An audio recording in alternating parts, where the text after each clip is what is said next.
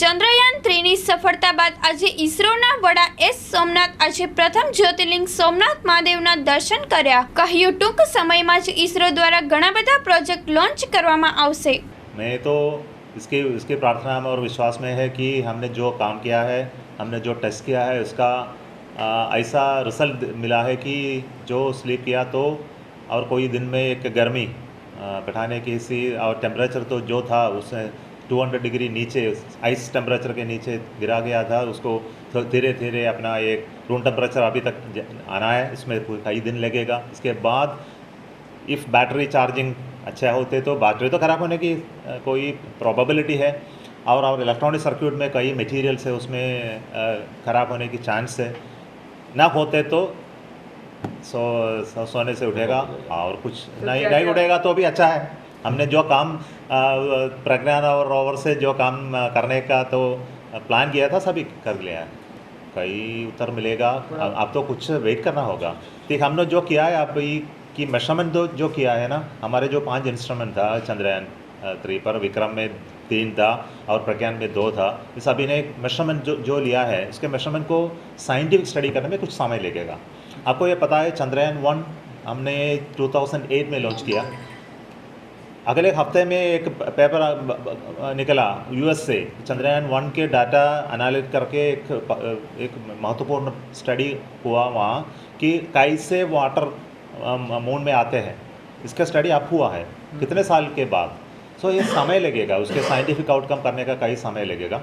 तो हमने जो किया है अब 40 दिनों में जो डाटा हमको कलेक्ट करें, ये सब कलेक्ट करके हमारे जो कंप्यूटर में डाला है और साइंटिस्ट उसको पढ़ के उसके मॉडल बना के उसको सिमुलेट करके उससे किसी फाइंडिंग तो निकलेगा.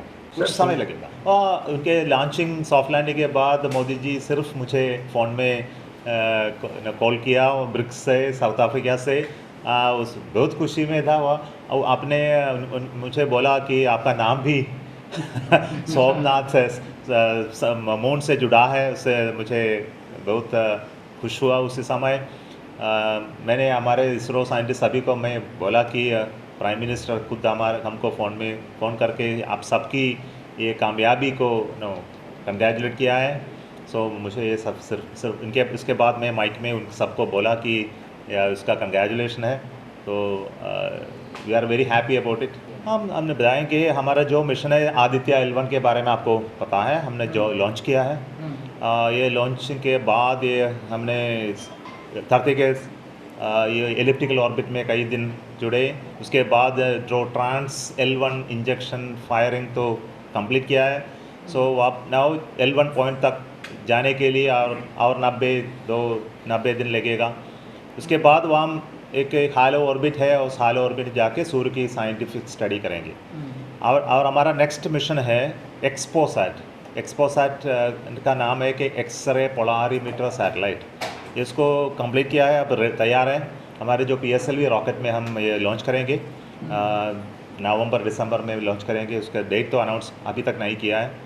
इसका ये उद्देश्य है कि हम ब्लैक होल और नेबुला को स्टडी, पल्सार्स को स्टडी करें. आपको पता है ना ब्लैक होल क्या है?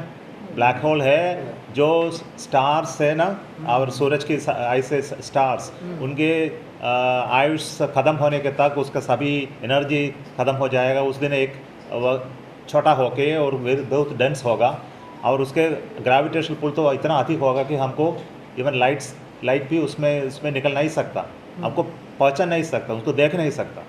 उससे सिर्फ एक्सरे आते रहते हैं. तो ये एक्सरे से हमको ऑब्जर्व करके हमको ये पल्सार या ब्लैक होल के फिजिक्स को हमको पढ़ सकें. सो चंद्रयान के लिए क्या मैं पूरा करूँ ये क्वेश्चन के बारे में. तो इसके एक्सपोसैट के बाद हमने जो लॉन्च करेगा इसका नाम है INSAT 3DS. INSAT 3DS हमारा क्लाइमेट सैटेलाइट है.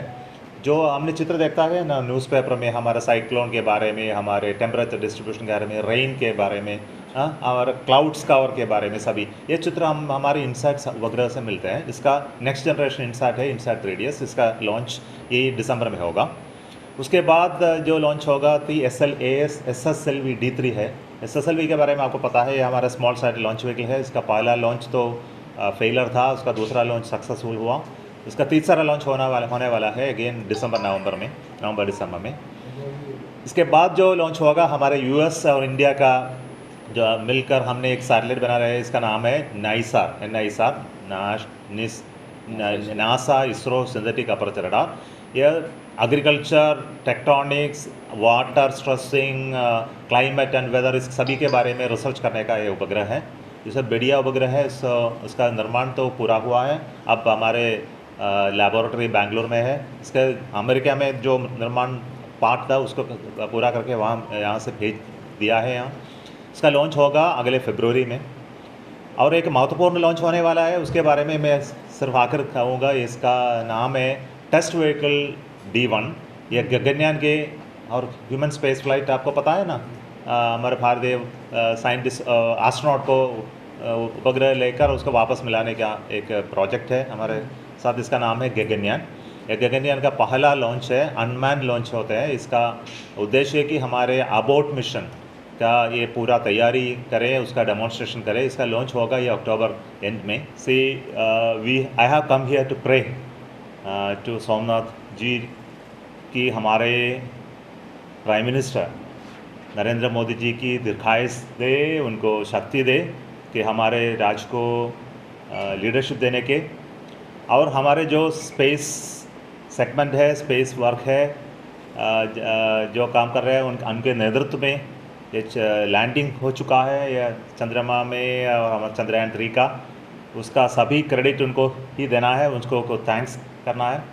और एक बात भी है कि हमारे जो अगले मिशंस है चंद्रयान के बाद, जो गगनयान है, और फिर जो साइंस मिशंस होगा, आदित्य के बारे में आपको सबको पता है, उसको लक्ष्य पे पाने के लिए और अगले 90 दिन लगेंगे। सो उसके भी हमको उसको प्रार्थना करना ही चाहिए कि एवरीथिंग गो वेल। सो इसके लिए मैंने यहाँ आए। सो आप सबका धन्यवाद, नमस्कार, for helping us, praying with us, wishing all the best for ISRO, and the entire ISRO family has Thanksgiving today to the leadership of our Honorable Prime Minister Modi ji for encouraging us, helping us. You have seen him coming to ISRO just after the BRICS summit, came personally and met us, congratulated me and my colleagues for the successful landing of Chandrayaan 3, and we are very thankful to him.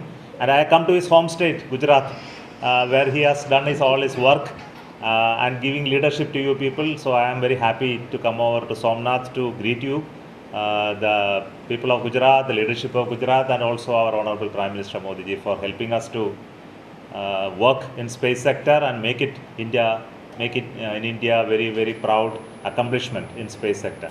प्रधानमंत्री मोदी जी हमारे साथ थे। आपने जो देखा तो 2019 में जो हमने सफल नहीं हुआ था सॉफ्ट लैंडिंग के समय, हमारा जो चेयरमैन था डॉक्टर शिवन को, उन्होंने उनके माथे पर ले लिया और आश्वासन दिया कि हम ये काम करेंगे। फिर उसके काम में हम जुड़ा था 4 साल, इसका ये फल सिद्ध अब हुआ गया चंद्रयान 3 पर।